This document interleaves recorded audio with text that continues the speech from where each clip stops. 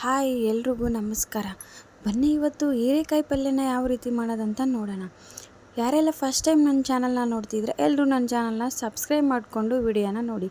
ನಾನಿಲ್ಲಿ ಹೀರೆಕಾಯಿ ಪಲ್ಯ ಮಾಡೋಕ್ಕೆ ಒಂದು ಹೀರೆಕಾಯಿನ ತೊಗೊಂಡಿದ್ದೀನಿ. ಅದನ್ನು ಮೇಲ್ಗಡೆ ಇರೋ ಸಿಪ್ಪೆನೆಲ್ಲ ಚೆನ್ನಾಗಿ ಗೀರ್ಕೊಳ್ತಾ ಇದ್ದೀನಿ.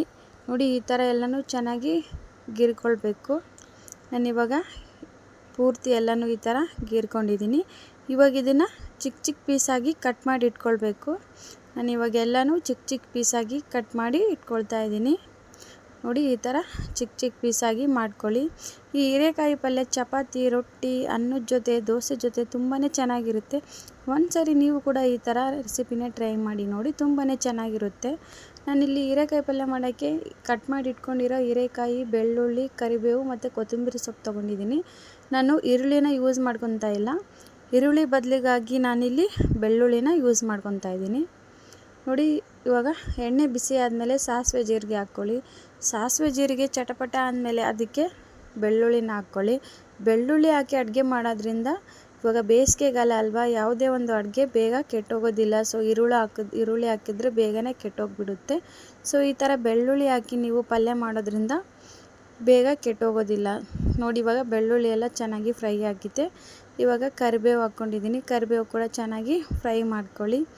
ಇವಾಗ ನಾವು ಕಟ್ ಮಾಡಿ ಇಟ್ಕೊಂಡಿರೋ ಹೀರೆಕಾಯಿನ ಇವಾಗ ಇದರಲ್ಲಿ ಹಾಕ್ಕೊಂಡು ಚೆನ್ನಾಗಿ ಫ್ರೈ ಮಾಡ್ಕೊಳ್ಬೇಕು. ಸೊ ನಾನಿವಾಗ ಒಂದು ಹೀರೆಕಾಯಿನ ಕಟ್ ಮಾಡಿ ಇಟ್ಕೊಂಡಿದ್ನಲ್ವ, ಸೊ ಅದನ್ನು ಇದ್ರೊಳಗಡೆ ಹಾಕ್ಕೊಂಡು ಒಂದು ಮೀಡಿಯಮ್ ಫ್ಲೇಮಲ್ಲಿ ಇಟ್ಕೊಂಡು ಎಣ್ಣೆಯಲ್ಲೇ ಚೆನ್ನಾಗಿ ಫ್ರೈ ಮಾಡ್ಕೊಳ್ಳಿ. ನೋಡಿ, ಎಲ್ಲನೂ ಹಾಕ್ಕೊಂಡು ಇವಾಗ ಮೀಡಿಯಮ್ ಫ್ಲೇಮಲ್ಲಿ ಇಟ್ಕೊಂಡು ಚೆನ್ನಾಗಿ ಫ್ರೈ ಮಾಡ್ಕೊಳ್ಳೋಣ.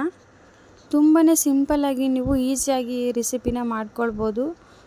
ನೋಡಿ, ಈ ಥರ ಜಸ್ಟ್ ಎಲ್ಲನೂ ಚೆನ್ನಾಗಿ ಮಿಕ್ಸ್ ಮಾಡಿಕೊಂಡು ಫ್ರೈ ಮಾಡಿಕೊಂಡ್ರೆ ಸಾಕು. ನೋಡಿ, ಎಣ್ಣೆ ಇರುತ್ತಲ್ವ, ಸೊ ಎಣ್ಣೆಲೇ ಚೆನ್ನಾಗಿ ಫ್ರೈ ಮಾಡ್ಕೊಳ್ಳಿ.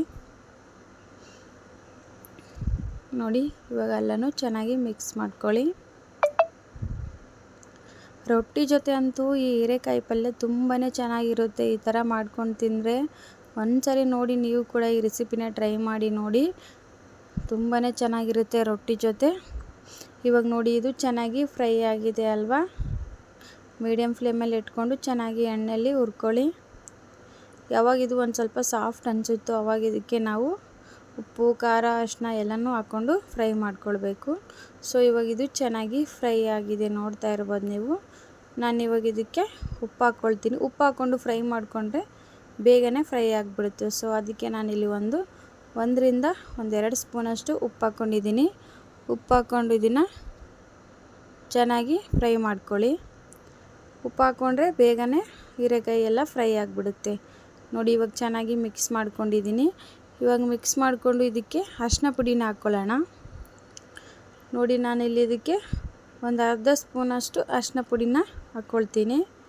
ನೀವು ಎಷ್ಟು ಪಲ್ಯ ಮಾಡ್ತಿದ್ದೀರ ನೋಡಿಕೊಂಡು ನೀವು ಅಷ್ಟು ಅರಿಶಿನ ಪುಡಿನ ಹಾಕ್ಕೊಳ್ಳಿ. ನೋಡಿ, ಇವಾಗ ಇದನ್ನು ಚೆನ್ನಾಗಿ ಮಿಕ್ಸ್ ಮಾಡ್ಕೊಂಡಿದ್ದೀನಿ. ಒಂದೆರಡು ಸ್ಪೂನಷ್ಟು ಖಾರದ ಪುಡಿನ ಹಾಕ್ಕೊಳ್ತಾ ಇದ್ದೀನಿ. ಖಾರ ಎಷ್ಟು ಬೇಕೋ ನೀವು ಅಷ್ಟು ನೋಡಿಕೊಂಡು ಹಾಕ್ಕೊಳ್ಳಿ. ನೀವು ಹಸಿಮೆಣಸಿನ್ಕಾಯಿ ಕೂಡ ಹಾಕ್ಕೊಳ್ಬೋದು, ಬಟ್ ಇದಕ್ಕೆ ಖಾರದ ಪುಡಿ ಹಾಕ್ಕೊಂಡ್ರೆ ಟೇಸ್ಟು ತುಂಬ ಚೆನ್ನಾಗಿರುತ್ತೆ. 2 ಸ್ಪೂನಷ್ಟು ಖಾರದ ಪುಡಿ ಹಾಕ್ಕೊಂಡಿದ್ದೀನಿ. ಒಂದು ಅರ್ಧ ಸ್ಪೂನಷ್ಟು ಅರಿಶಿನ ಪುಡಿನ ಹಾಕ್ಕೊಂಡಿದ್ದೀನಿ. ಸೊ ಇವಾಗ ಇದನ್ನು ಚೆನ್ನಾಗಿ ಮಿಕ್ಸ್ ಮಾಡ್ಕೊಳ್ಳಿ. ನೋಡಿ, ಈ ಥರ ಮೀಡಿಯಮ್ ಫ್ಲೇಮಲ್ಲಿ ಇಟ್ಕೊಂಡು ಚೆನ್ನಾಗಿ ಫ್ರೈ ಮಾಡ್ಕೊಳ್ಬೇಕು. ಅರಿಶಿನ ಪುಡಿ ಮತ್ತು ಖಾರದ ಪುಡಿ, ಉಪ್ಪು ಎಲ್ಲನೂ ಚೆನ್ನಾಗಿ ಬೆರೆತ್ಕೊಳ್ಬೇಕು. ನೋಡಿ, ಈ ಥರ ಹೀರೆಕಾಯಿನೆಲ್ಲ ಚೆನ್ನಾಗಿ ಫ್ರೈ ಮಾಡ್ಕೊಳ್ಳಿ. ಯಾವಾಗ ಇದೆಲ್ಲನೂ ಚೆನ್ನಾಗಿ ಫ್ರೈ ಆಗಿದೆ ಅಂತ ನಿಮ್ಗೆ ಅನಿಸುತ್ತೋ ನೋಡಿ, ಆವಾಗ ಇದಕ್ಕೆ ನೀರು ಹಾಕ್ಕೊಳ್ಬೇಕು. ನೋಡಿ, ಇವಾಗ ಎಲ್ಲ ಚೆನ್ನಾಗಿ ಮಿಕ್ಸ್ ಆಗಿದೆ ನೋಡಿ.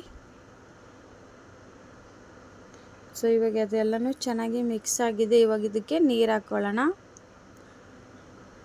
ನೋಡಿ, ಇವಾಗ ಎಲ್ಲನೂ ಚೆನ್ನಾಗಿ ಹೊಂದ್ಕೊಂಡಿದೆ. ಇವಾಗ ಇದಕ್ಕೆ ಒಂದು ಸ್ವಲ್ಪ ನೀರು ಹಾಕ್ಕೊಳ್ಬೇಕು.